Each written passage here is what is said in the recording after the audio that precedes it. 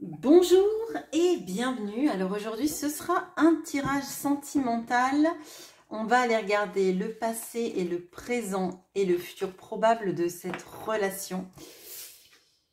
Ok, bon, alors beaucoup de masques, beaucoup de masques, beaucoup de masques. Est-ce que c'est vous qui en portez un pour plus dévoiler vos sentiments? Est-ce que c'est la personne en face? Est-ce que c'est les deux? Et alors, j'ai pris le petit tarot renard parce que j'ai trouvé ces petites bougies, mais trop mignonnes, dans un petit magasin, voilà, de déco. Et alors, c'est pas un renard, c'est un écureuil, on est bien d'accord. Mais du coup, c'est avec les mêmes couleurs qu'elle est faite cette petite bougie, que le tarot renard. Et en fait, voilà, c'est un tarot de l'automne, hein, pour moi, le tarot renard, vraiment. Même si je peux l'utiliser à d'autres moments, en tout cas, j'ai vraiment plus tendance à l'utiliser en automne avec les couleurs, vous voyez. Bon, du coup, on va utiliser ce tarot. Alors, on va regarder donc le passé, le présent, et ce sera peut-être du présent et du futur proche, en fonction de là où vous en êtes dans cette histoire. Et la ligne du dessous, ce sera du coup soit un futur proche, si on est resté dans le présent ici, c'est ce que vous vivez actuellement. Si on a du futur proche, eh bien, ce sera un futur un peu plus lointain, forcément. Alors, entre vous deux, le passé.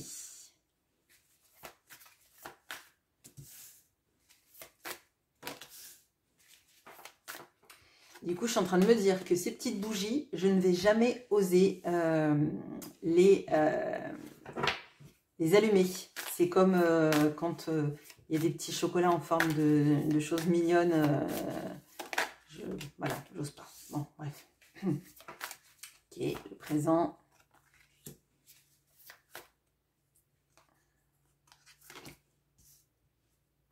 Et donc le futur, après je vais me lever pour regarder si vous voyez bien la ligne ou s'il faut que je remonte mes cartes.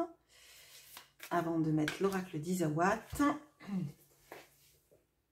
Oui, ça va aller, je pense. Je vais m'en remonter juste un peu, mais ça va aller. Ok. Alors, le passé.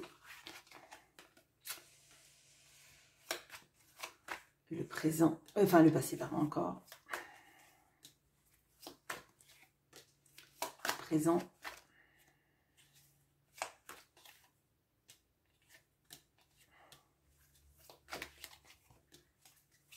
Et le futur. J'en profite tant que je pense à Izawatt. Elle vit une récidive dans sa maladie, donc mes pensées l'accompagnent et accompagnent aussi toutes les personnes qui sont dans la maladie. Si vous êtes sur cette chaîne et que vous êtes malade, mes pensées vraiment vous accompagnent et je vous souhaite beaucoup de courage et les meilleures énergies possibles pour vous soutenir.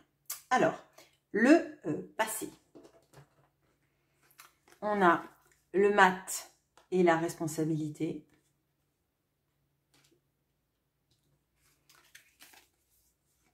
La reine de coupe et le schéma. Ça ne m'étonne pas.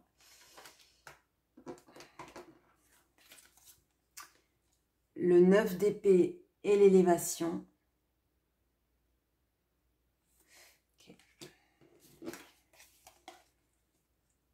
Le 9 de coupe et la bonne fée. Bon, alors, votre relation, elle est un peu complexe dans le passé parce que on voit, vous avez eu des sortes de, presque de contretemps. Enfin, vous n'étiez pas sur le même tempo, on va dire ça. Quand vous vous êtes rencontrés, vous aviez l'envie en fait de vivre presque dans une sorte de lâcher prise et de profiter un maximum de cette relation, de la vivre, de la savourer, de vous épanouir dedans. Il y avait presque une sorte de sentiment d'insouciance, mais pas l'insouciance dans le fait de dire que vous étiez inconséquent. C'est plutôt de vivre ça et de le vivre mais pleinement, à corps perdu, je dirais presque. Et face à vous, on a quelqu'un qui n'était pas dans le même état d'esprit. On avait quelqu'un qui était dans une sorte de culpabilité, de je ne dois pas faire ça, c'est pas possible, de trouver plein de raisons au fait que ça pouvait pas marcher, comme si c'était quelqu'un qui se freinait, vous voyez. Moi, je le sens comme quelqu'un qui mettait des propres bâtons à son emballement. Ça pouvait être quelqu'un qui ressentait très fort l'emballement, mais qui était dans une contenance, en fait, très clairement. On a le schéma, la reine de coupe. Alors, moi, je pense que vous avez donné énormément d'empathie, de tendresse, d'amour, de compréhension à cette relation.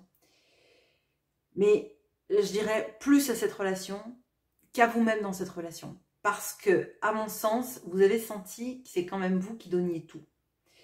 Et que cette personne, en fait, elle était comme lancée dans un train à grande vitesse et qu'elle ne s'arrêtait pas.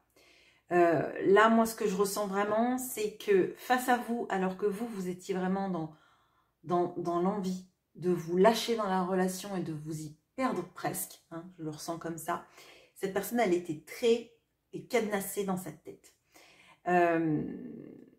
Alors là, on peut avoir vraiment les schémas limitants, on peut avoir les pensées vraiment très limitantes, mais comme si en fait elle reproduisait sans arrêt des schémas. Alors les schémas peut-être de ses parents, des schémas de vie, des schémas de couple aussi qu'elle a connus, mais elle ne s'est pas jetée à fond dans la relation comme vous êtes jeté dans cette relation.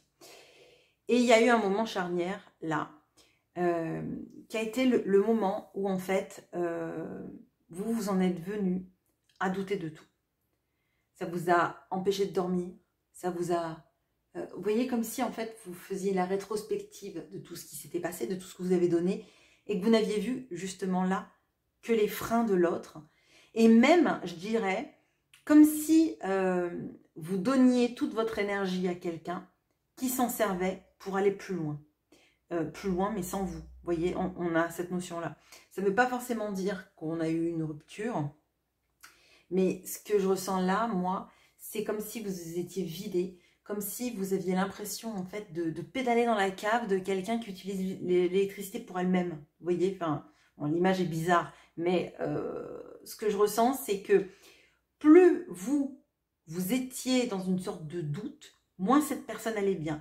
Et là, c'est l'exact contraire. Plus vous vous jetiez, plus la personne dans la relation, plus la personne mettait des limites, vous voyez. Et là, j'ai l'impression que plus vous en mettez, plus cette personne va aller mieux, en fait. Bon. Là, je pense que c'était un moment très compliqué pour vous, parce qu'on voit le manque de sommeil, on voit les pensées obsédantes, on voit la difficulté à sortir de ça, comme si on était rentré dans un... Alors, pas dans un piège, mais enfin, j'avais le mot piège, hein, mais comme si vous étiez rentré dans le schéma de l'autre, en fait. Sauf qu'en fait, c'est comme si vous étiez enfermé dans son schéma, alors que lui, il a fait l'évasion, quoi. Enfin, lui ou elle. Bon. Donc, là, soit il y a eu une séparation, soit c'est vraiment un moment très dur à passer, hein, où en fait on est assailli de doutes, on ne sait plus où on va, on ne sait plus qui on est, on ne sait plus où on habite. Hein, c'est vraiment, là pour moi, ça a été très compliqué, pendant que l'autre personne en face allait bien. Bon.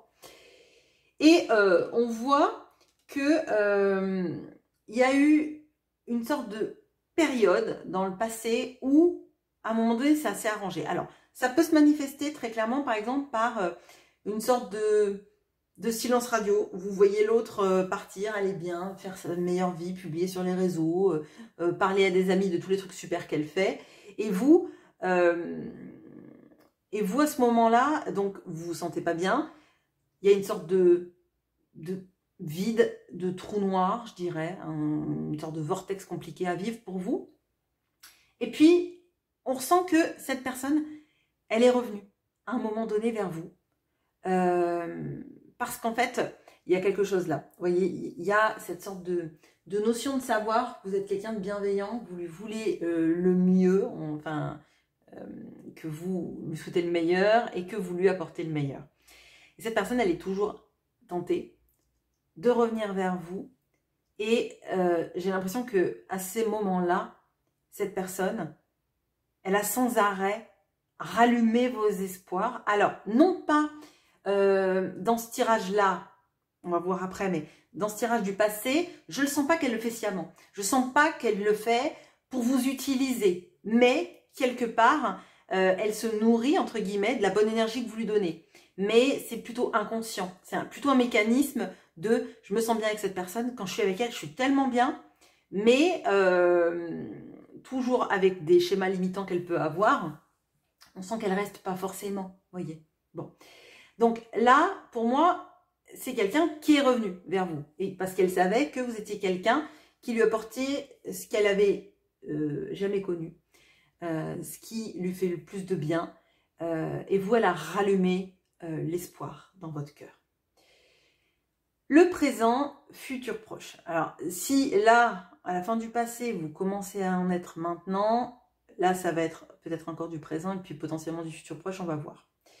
Alors, le présent, on a le jugement et le playboy. Ok. Le 6 de coupe et le gentleman. Le gentleman, pardon. Le 3 d'épée et la vibration. Le 10 de coupe et le yearling. Ok. Alors, typiquement, vous ne vibrez pas les mêmes énergies en même temps. À part sur ce moment-là, vous ne vibrez pas, pardon, du tout les mêmes énergies. Bon, dans ce qui pour moi représente le présent, donc je vous demande d'ajuster, hein, on a cette personne qui est plutôt en mode séducteur, pas forcément avec vous, mais peut-être avec vous aussi. C'est quelqu'un qui a besoin de se sentir beau ou belle, qui a besoin d'être vu, qui a besoin d'être remarqué, qui a besoin qu'on peut-être qu'on l'aime un peu comme dans la chanson de Jean Schultes. Désolée pour les personnes qui sont jeunes. Confidence pour confidence, c'est moi que j'aime à travers vous. On a vraiment cette notion-là. Et vous, il y a quelque chose qui se réveille, mais quelque chose de très puissant. On a le jugement, là. C'est un petit peu comme si on vous soufflait la trompette de la destinée dans les oreilles en vous disant réveille-toi, il faut que tu te souhaites le meilleur, ne retombe pas dans les anciens schémas. Ne retombe pas à tout donner sans rien avoir en retour. Et surtout, si cette personne elle est en mode séductrice, c'est que c'est pas un bon timing, c'est que elle est obnubilée par son besoin de plaire, mais du coup, elle n'a pas guéri de le besoin de plaire. C'est bien, mais c'est bien de ne pas vouloir plaire à la terre entière. C'est bien d'être plutôt ce qu'elle est en train de devenir, ou ouais, ce qu'elle est en train de devenir. C'est-à-dire qu'en fait, être regardé, être séducteur, c'est bien, mais ça ne suffit pas. Ça ne suffit pas pour maintenir une relation et ça ne suffit pas surtout pour donner. D'accord? Donc, pour moi, là, on rentre dans du futur proche ici, parce qu'on a le 6 de coupe. Non, c'est pas le 6 de non, c'est pas le 6 de coupe, c'est les amoureux. On a les amoureux et le gentleman. Alors, pour moi, après ce réveil avec le jugement, vous vous rendez compte qu'il va falloir poser vos limites, mais des limites qui sont saines. Choisir. Choisir qu'on ne peut pas être en couple avec n'importe qui, n'importe comment. Non pas que cette personne soit n'importe qui, mais on l'a vu tout à l'heure, on avait les masques. Et je pense que cette personne, elle porte toujours des masques et qu'elle ne sait pas s'en défaire. Et peut-être que même ces masques, ils sont inconscients. Quand elle a besoin de séduire, elle est dans le masque du charmeur et elle a besoin de plaire au plus grand nombre, à tout le monde, mais même que ce soit à la... Alors je dis à la boulangère, mais j'ai pas de problème contre la boulangère. Ce que je veux dire, c'est qu'on n'a pas tous des relations avec notre boulangère. Vous voyez, c'est plutôt le petit sourire à la commerçante, quoi, on va dire, autant qu'à la factrice, autant que à quelqu'un qu'on veut vraiment, ou à une rencontre d'un soir. Et ça, en fait, c'est pas bon pour vous de rentrer en relation avec quelqu'un si cette personne, elle passe pas de cette personne-là à cette personne-là, du séducteur à l'amoureux. Bon, à l'amoureux qui est sur l'amoureux. Bon, là, pour moi, dans un futur proche, vous posez des cadres. les cadres, parce que vous ne reviendrez plus en arrière, parce que vous n'allez pas vivre ce 9 d'épée. Plus vivre ce 9 d'épée. Vous voulez plus, en fait, passer des nuits à pleurer, passer des nuits à chercher des raisons pour lesquelles, après tout ce que vous donnez, on ne vous choisit pas, on ne vous privilégie pas, on ne vous donne pas autant, etc., etc. Donc là, en fait, c'est comme si vous faisiez, alors pas votre liste au Père Noël, mais on a cette notion de dire, ben voilà, moi je veux ça. Je veux un amour sain, serein, stable, avec de la connivence, avec du désir, avec des éclats de rire, sans prise de tête et sans que chaque jour soit toujours remis en question. Tant que vous n'aurez pas posé ça, à mon sens, cette personne, elle ne deviendra pas le gentleman. Elle restera le playboy. Parce qu'en fait, si vous ne vous posez pas vos propres limites et si vous ne faites pas votre choix de la personne que vous voulez dans votre vie et que vous l'acceptez, alors on va vous parler d'accepter inconditionnellement quelqu'un. Moi, je ne suis pas vraiment d'accord avec ça. Je pense que l'amour inconditionnel, il passe déjà par soi et se proposer le meilleur. Et se proposer le meilleur, on est bien d'accord, c'est pas dire bah, moi je veux un homme milliardaire, beau, intelligent, de cinéma, etc. etc. C'est plutôt bah, quelles sont les valeurs sur lesquelles je ne transige pas dans une relation, quelles sont les choses que je ne veux pas dans ma vie. C'est ça en fait. C'est se vouloir à soi le meilleur et pas accepter que n'importe qui dans des énergies, alors même si c'est pas des énergies basses, mais des énergies qui ne correspondent pas, rentrent dans votre vie en fait. Vous n'êtes pas là pour guérir le monde, vous n'êtes pas là pour guérir quelqu'un qui se perd lui-même. Vous voyez, vous n'êtes pas une table d'orientation. Donc tant que vous n'aurez pas recentré le débat sur qu'est-ce que vous voulez et que vous acceptez quelqu'un qui ne se met pas de propres limites et qui porte des masques, en fait, vous confortez cette personne dans le fait que porter des masques, ça marche. Vous voyez ? Je sais que c'est difficile ce que je dis, que vous ne serez peut-être pas forcément d'accord et vous en avez tout à fait le droit. Donc, là, moi, ce que je ressens, c'est que parfois, ne pas poser de limites, c'est croire qu'on aime l'autre inconditionnellement, sauf que c'est vous que vous laissez tomber et c'est vous que vous n'aimez pas inconditionnellement. Donc, là, on voit qu'il y a un moment difficile.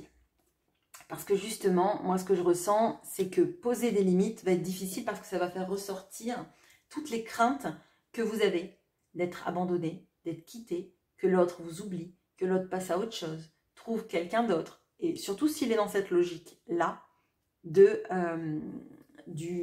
vagabond, enfin du marivaudage, on va dire ça, là, ça va être compliqué.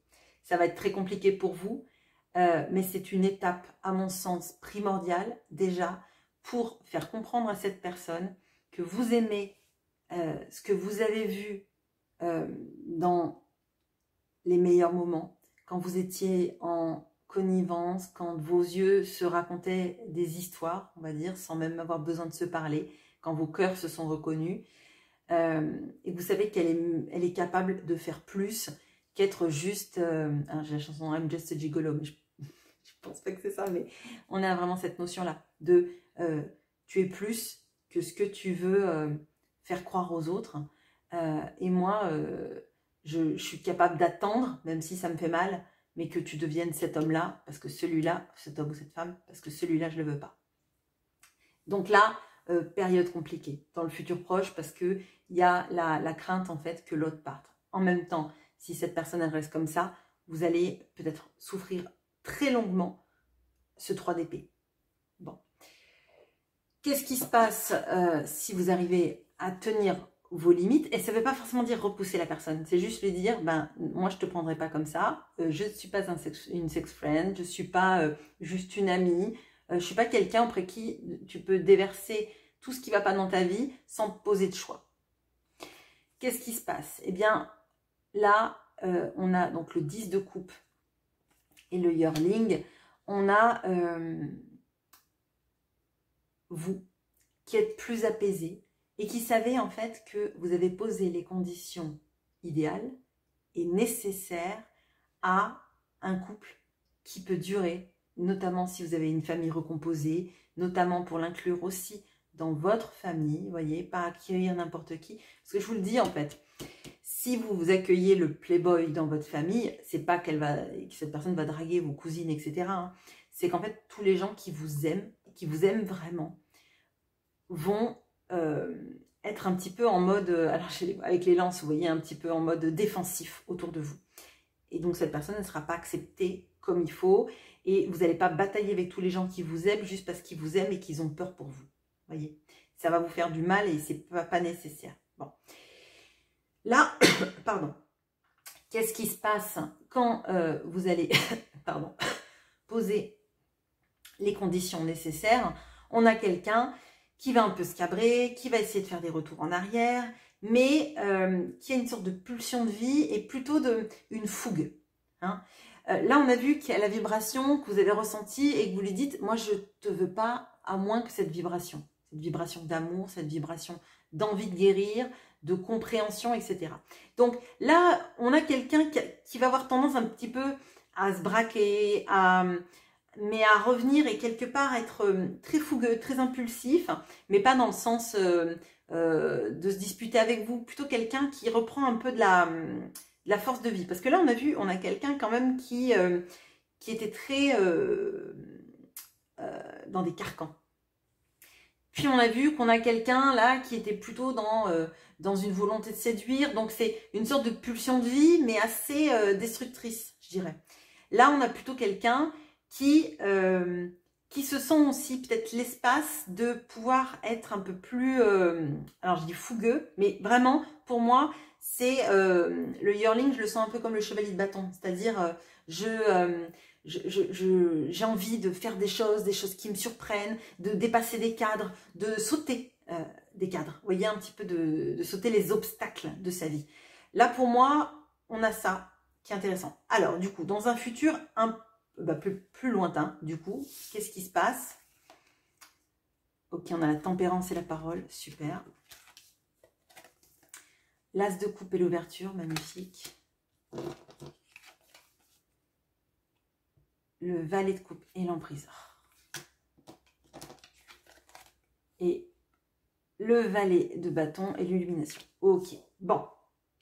Le futur est très bon, il y a juste cette carte-là qui m'inquiète pas vraiment. Elle me montre qu'en fait, la vie n'est pas une ligne droite et qu'il va y avoir une petite période un peu plus vide, mais qui n'aura jamais été aussi vide que les périodes que vous avez vécues dans le passé et celles du futur proche compliqué dans lequel vous mettez dans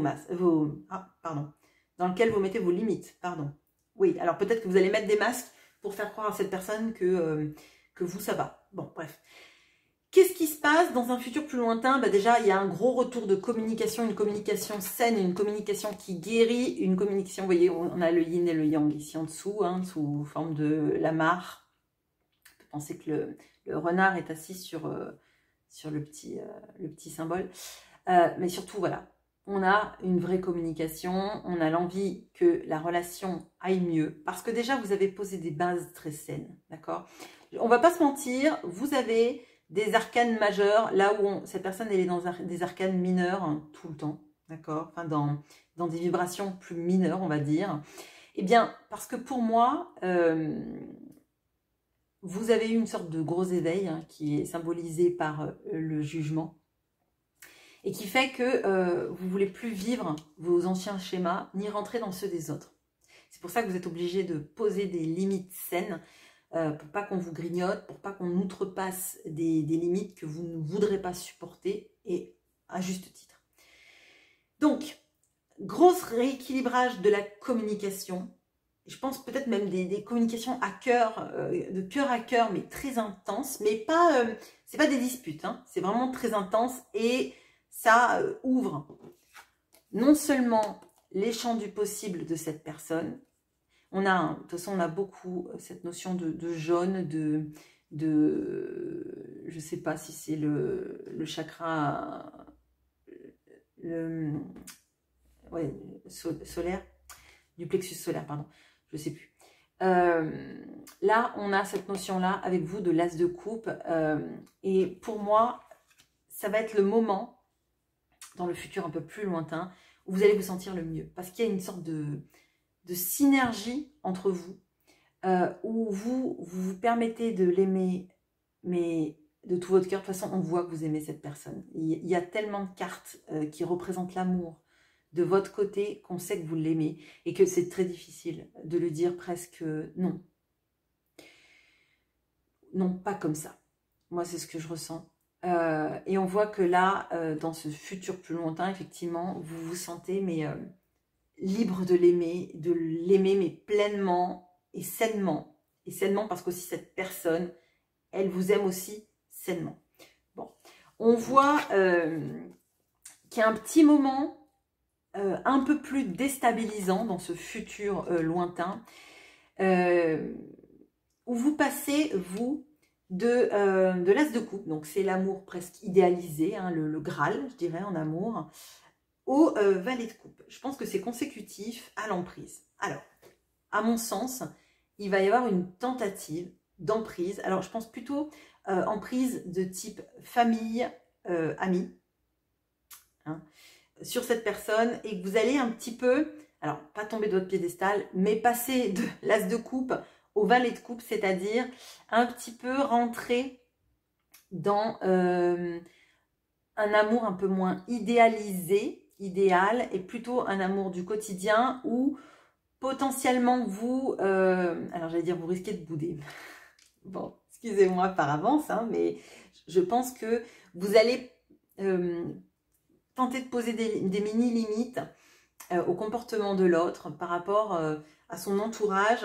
Je dirais autant là, les limites, elles sont très fermes et très ancrées et elles le sont pour le mieux. Autant là, je pense que c'est plutôt des... Alors, pas des jalousies, c'est pas ce que je ressens, mais vous voyez, un petit peu comme quand on aime adolescent, où les choses sont vécues de manière presque épidermique. Donc, pour moi, vous allez ressentir que cette personne, elle a des retentatives d'emprise de la part de son entourage. Et c'est comme si vous... Alors, pas vous désengagiez tout votre amour, mais que vous donniez moins d'un coup. Je le ressens comme ça, un petit peu comme bah, tu vas me refaire l'histoire, et ben puisque c'est ça, je vais pas me carapater, mais je vais donner moins, je vais faire moins de choses avec toi, je vais être plus dans moi, mes projets, ce qui est bien hein, fondamentalement, mais moi je le ressens pas comme, vous voyez, je le ressens pas comme quelque chose que vous souhaitiez vraiment, mais plutôt, alors pas pour lui faire payer, mais plutôt pour lui montrer ce que ça fait. Vous voyez, j'ai plutôt ça. Bon, heureusement, c'est quelque chose de courte durée parce qu'on voit que cette personne, elle a quand même l'illumination, elle a quand même l'ouverture, etc. On voit que cette personne, elle comprend qu'il y a des personnes qui sont autour d'elle dans une tentative d'emprise, de la cadenasser, de vouloir qu'il ou elle fasse ce qu'ils ont envie de faire, qu'elle ait les mêmes process que ce qu'ils ont dans leur vie, etc., etc. Et il y a une sorte de votre côté, il y a une sorte d'envie d'essayer des choses que vous avez jamais fait. Alors, prendre des risques, c'est pas des vrais risques, hein, mais vous voyez, bah, typiquement, vous avez le vertige, bah, vous voulez, bah, par exemple, faire une tyrolienne. Ou, bon, alors peut-être que ça vous paraît complètement débile, faire une tyrolienne, et que pour vous, c'est pas du risque. Bon, moi, j'ai le vertige. Je vous avoue que monter sur un tabouret, déjà, pour moi, c'est un exploit. Donc, faire une tyrolienne ou sauter à l'élastique, si je me mettais à faire ça, ça serait vraiment cette énergie-là, vous voyez. Alors, peut-être que c'est complètement autre chose. Peut-être que c'est pour certains prendre l'avion pour faire un voyage. Alors, vous avez peur de l'avion. Peut-être sortir de sa zone de confort et tenter de passer le permis à 60 ans, vous voyez, enfin, ce genre de choses. On a typiquement là la fête de se dépasser. Ça peut être aussi un projet que vous n'avez jamais voulu mettre en avant et que là, vous mettez enfin en avant. Il y a quelque chose de très joli qui se prépare. Il y a vraiment dans le futur plus lointain, il y a ce petit moment qui est compliqué, mais qui n'est pas un moment trop dur. D'ailleurs, c'est étonnant parce que vous voyez toutes les cartes plutôt négatives à vivre ensemble, elle est plutôt sur cette ligne-là. Il y a une sorte de, comme une sorte de frontière. Mais pour moi, en fait, c'est jamais idyllique. Il n'y a aucun amour qui est idyllique tout le temps, et surtout sur le nombre des années. Il y a toujours des moments où, en fait, il y en a un qui tombe, et l'autre est là pour le ramasser. L'autre est là pour lui dire, mais confiance, on vit des choses, on les vit à deux. Il y a toujours des moments aussi où il y a des personnes qui se mêlent de l'histoire. Ça ne veut pas dire que l'histoire, elle est vouée à l'échec. Ça veut juste dire que la capacité de l'histoire, de votre histoire, elle va se faire dans votre capacité à surmonter les obstacles et à deux. Voilà. Bah, écoutez, je vous laisse pour ceci. Je vous retrouve avec grand plaisir en commentaire et je vous souhaite une